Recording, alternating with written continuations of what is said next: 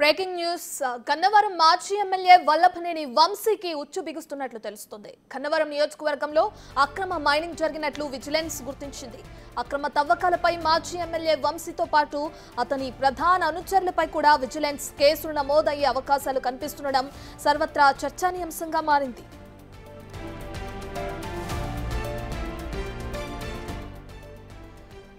వంశీ ఎమ్మెల్యేగా ఉన్న సమయంలో గన్నవరం నియోజకవర్గంలో మైనింగ్ కోసం తన వద్ద పనిచేసే డ్రైవర్లతో పాటు కూలీల పేరుతో తవ్వకాలకు దరఖాస్తులు పెట్టి ఇష్టానుసారంగా 5 ఏళ్ల పాటు తవ్వకాలు చేసినట్లు ఆరోపణలున్నాయి. మైనింగ్ కోసం తీసుకున్న అనుమతుల కంటే అదనంగా తవ్వకాలు చేపట్టారనే అనుమానాలు వ్యక్తమవుతున్నాయి. కొండలు, గుట్టలు, బంజారా భూములు, పోలవరం కట్టలను సైతం తవ్వినట్లు విమర్శలు ఉన్నాయి.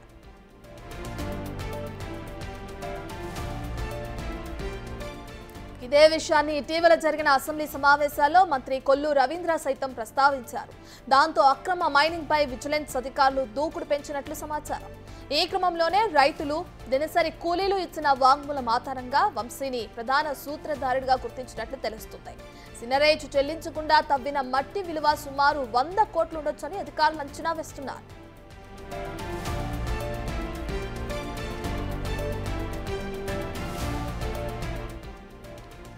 అక్రమ తవ్వకాలపై మాజీ ఎమ్మెల్యే వంశీతో పాటు అతని ప్రధాన అనుచరులపై కూడా విజిలెన్స్ కేసులు నమోదు చేయనున్నట్లు భావిస్తున్నారు. ఈ వ్యవహారంలో విచారణ కొనసాగుతుండగా త్వరలో వంశీని అరెస్టు చేసే అవకాశం ఉందని అంటున్నారు. దీంతో ఈ ఇష్యూ రాష్ట్ర వ్యాప్తంగా హాట్ టాపిక్ గా మారింది.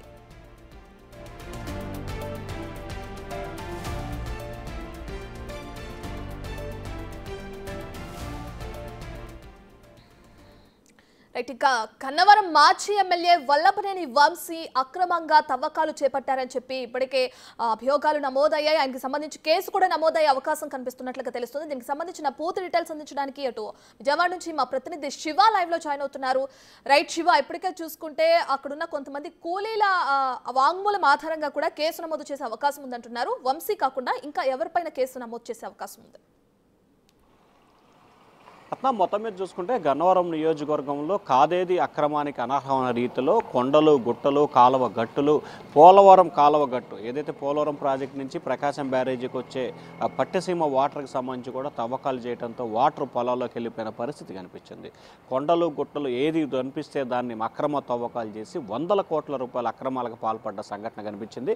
వంశీ ఆయన దగ్గర పనిచేసే 8 మంది డ్రైవర్లు, ఆయన కొంతమంది కూలీల పేర్లు, అలాగే ఆయన ప్రధానమైన అనుచరులు మరొక 6, దాదాపుగా 14 మంది, అలాగే కూలీల నుంచి ఒక 8, 20 నుంచి 30 మంది నేతృత్వంలో వాళ్ళ పేరున లైసెన్స్ ఏదైతే అప్లికేషన్లు పెట్టుకొని ఇష్టానుసారంగా ఏదైతే ఇన్ని మీటర్లు ఇన్ని అడలుపు తవ్వుకోవాలని చెప్పున్నప్పటికీ అక్రమంగా మొత్తం తవ్వుకున్న సంఘటన జరిగింది. ఈ నేపథ్యంలో ఇటీవల అసెంబ్లీ వేదికగా కూడా ఆ నియోజకవర్గానికి సంబంధించిన పలువురు నేతలు అసెంబ్లీ యార్లగడ్డ వెంకటరావు అసెంబ్లీలో ప్రస్తావించిన మంత్రి కొల్లు రవీంద్ర కూడా భారీ స్థాయిలో అక్రమాలు జరిగాయి. దీనికి సంబంధించి ప్రస్తుతం విజిలెన్స్ విచారణ కొనసాగుతుంది. త్వరలో నిజాలు నిగ్గు తేలుస్తాము, కఠిన చర్యలు తీసుకుంటామని చెప్పి స్పష్టమైన ప్రకటన చేశారు. ఈ నేపథ్యంలో మొన్న గుడివాడ, ఈరోజు గన్నవరం ఈ నియోజకవర్గాలకు సంబంధించి మట్టి తవ్వకాలపై కూడా ప్రభుత్వం విజిలెన్స్ అధికారులతో ఒక కమిటీ వేసింది. ఆ కమిటీ సమగ్రమైన విచారణ చేపట్టింది. దాదాపుగా ఇప్పటి వరకు 100 కోట్ల రూపాయలకు సంబంధించి అక్రమ మట్టి తవ్వకాలు జరిగినట్టు తెలుస్తూ ఉంది. అలాగే రాయల్టీ ట్యాక్స్ కట్టకుండా మరొక 70 కోట్ల రూపాయల పైగా వినియోగించుకున్నట్లు కూడా విజిలెన్స్ అధికారులు ప్రాథమిక నివేదిక తేల్చారు. అయితే ఇంకా అధికారులు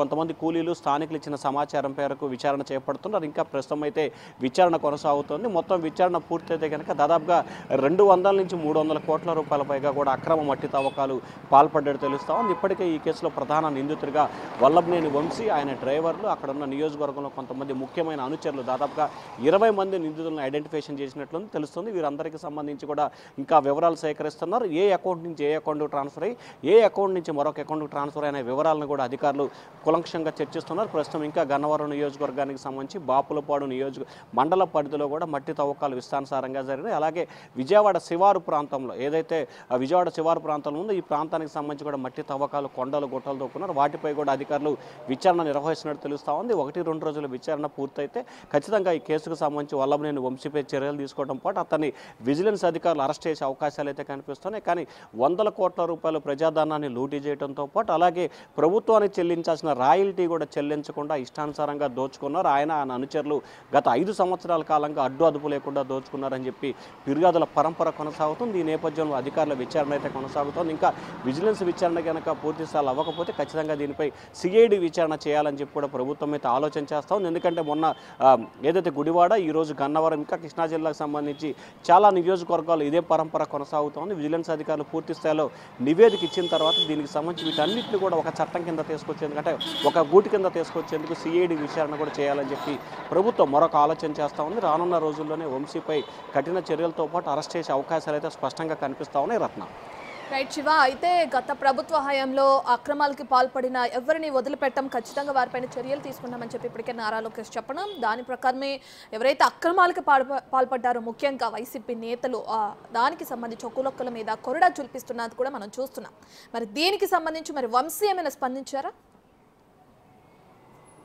అంటే ఇప్పటికే ఆయన ఈ నియోజకవర్గానికి సంబంధించి అక్రమాలకు పాల్పడడానికి సంబంధించి సమగ్రమైన సాక్ష్య ఆధారాలతో ప్రకారం ప్రభుత్వం విచారణకు ఆదేశించింది. ఎవరైతే తప్పు చేస్తారో, అక్రమాలకు పాల్పడతారో వారిపై కఠిన చర్యలు తప్పవని చెప్పి హెచ్చరికలు ఒకవైపు జారీ చేస్తున్నారు, మరొక వైపు విచారణ కూడా కొనసాగుతుంది. ఇక ఏదైతే వల్లభనేని వంశీకి సంబంధించి 2024 ఆయన ఎన్నికల్లో ఓటమి తర్వాత, అంటే జూన్లో ఫలితాలు వచ్చిన తర్వాత ఇప్పటి వరకు కూడా ఆయన నియోజకవర్గం ముఖం చూసిన దాఖలే ఒక్కసారి మాత్రం ఆయన నియోజకవర్గం, అంటే గన్నవరంలో కాకుండా విజయవాడ శివారు పరిధిలో ఆయన ఒక వివాహానికి మాత్రం ఒక శుభకార్యానికి హాజరైనట్టు తెలుస్తూ ఉంది. ఆ తర్వాత నియోజకవర్గ విషయాలకు సంబంధించి కానీ, కార్యకర్తలకు సంబంధించి ఇబ్బందుల్లో కానీ, లేకపోతే కార్యకర్తలు పడుతున్న ఇబ్బందుల విషయంలో కానీ ఎక్కడా కూడా వల్లభనేని వంశీ స్పందించిన దాఖలాలు లేవు. అతనిపై గతంలో కూడా పలు భూ అక్రమాలకు సంబంధించి కేసులు నమోదని అప్పుడు కూడా స్పందించలేదు. తాజాగా విజిలెన్స్ ఎంక్వైరీ, మైనింగ్ అక్రమాలకు సంబంధించి విజిలెన్స్ ఎంక్వైరీ జరుగుతున్న సమయంలో కూడా ఆయన ఇప్పటివరకు స్పందించిన దాఖలాలు అయితే టోటల్గా చూసుకుంటే వల్లభనేని వంశీకి సంబంధించి ఎన్నికలు ముగిసిన తర్వాత దాదాపుగా ఆయన ఆ నియోజకవర్గానికి దూరమైన పరిస్థితి అయితే స్పష్టంగా కనిపిస్తూ ఉంది. అయితే మరి ఆ అంశానికి సంబంధించి ఆయన ఇప్పటివరకు ఎక్కడా కూడా మాట్లాడిన దాఖలాలు, మాట్లాడతాడన్న ఆశ కూడా ఇటు నియోజకవర్గ ప్రజలకు కానీ, లేకపోతే కార్యకర్తలకు కానీ, నేతలకు కూడా ఎవరికి కనిపించట్లేదు. మరి చూడాలి. ఆయన ప్రస్తుతం అయితే విజయవాడ కానీ ఇటు గన్నవరంలో అందుబాటులో లేకుండా విదేశాల్లోకి వెళ్ళినట్లు కూడా ప్రచారం జరుగుతుంది. ఎందుకంటే గన్నవరం నియోజకవర్గ తెలుగుదేశం పార్టీ కార్యాలయం దాడి కేసులో అతనిపై SC/ST కేసు కూడా నమోదైంది. ఆ కేసుకు సంబంధించి కూడా ప్రస్తుతం హైకోర్టులో విచారణ దశలో ఉన్న నేపథ్యంలో ఆయనైతే ఇటు నియోజకవర్గానికి కానీ ఇటు కృష్ణా జిల్లాకు కానీ వస్తున్న పరిస్థితి ఏమాత్రం కూడా కనిపించట్లేదు. Ratna. Right, thank you Shiva.